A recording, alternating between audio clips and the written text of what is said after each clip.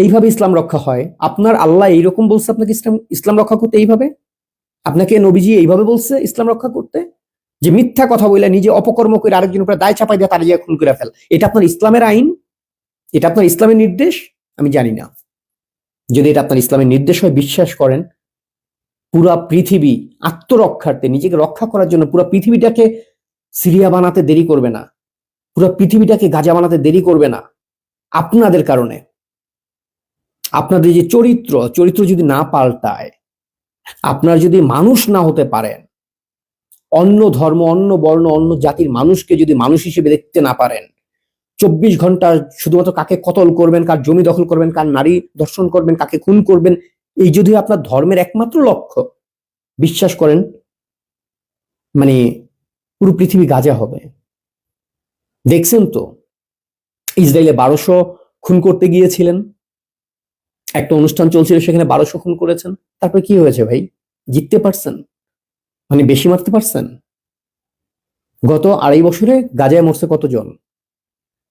কেন ভাই ভাল লাগে না শান্তিতে থাকতে? ধর্মের নামে এইসব হায়নাগিরিটা একটু থামান। বাংলাদেশে 71 সালের পর থেকে হিন্দুরা ক্রমে কমতেই আছে, হিন্দুদের সংখ্যা, মুসলমানদের সংখ্যা বাড়তেই আছে, হিন্দুদের সংখ্যা কমছে।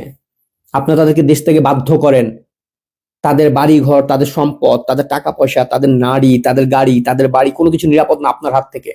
আপনি এত বড় এক হায়না, যে হায়না 24 ঘন্টা উৎপেতে থাকে শুধুমাত্র কখন কামড় বসাবে।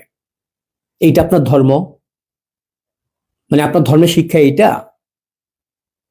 যদি আপনি মনে করেন মহিবুল্লাহ যা করতেছে এটা ধর্ম, যদি আপনি মনে করেন আতাউর রহমান বিক্রমপুরী যা করতেছে এটা ধর্ম, ইলিয়াস হোসেন যা করতেছে এটা ধর্ম, তাহলে পুরো পৃথিবীর মানুষ প্রার্থনা করবে এই ধর্ম বিলুপ্ত হোক, এই জাতি, এই মুসলিম জাতি ধ্বংস হয়ে যাক, এবং ধ্বংস হবার জন্য পুরো পৃথিবী এক হবে।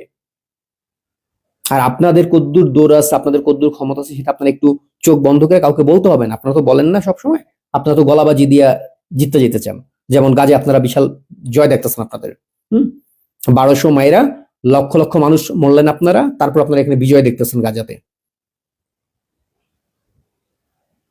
আমি কি বলবো আপনাদেরকে? একটু মানুষ হওয়ার চেষ্টা করেন। আপনার কাছ থেকে আপনার পাশের মানুষটা নিরাপদ না।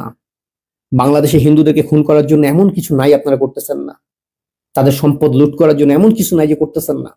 তারপর যদি কেউ জীবন বাঁচাতে, আপনাদের হিংস্র নখের আচর থেকে বাঁচার জন্য যদি কোনো হিন্দু বাংলাদেশ ছেড়ে ইন্ডিয়া যায়, আপনারা তখন বলবেন যে হিন্দুদের এক পায়ে ইন্ডিয়া থাকে, তারা তো ইন্ডিয়ান।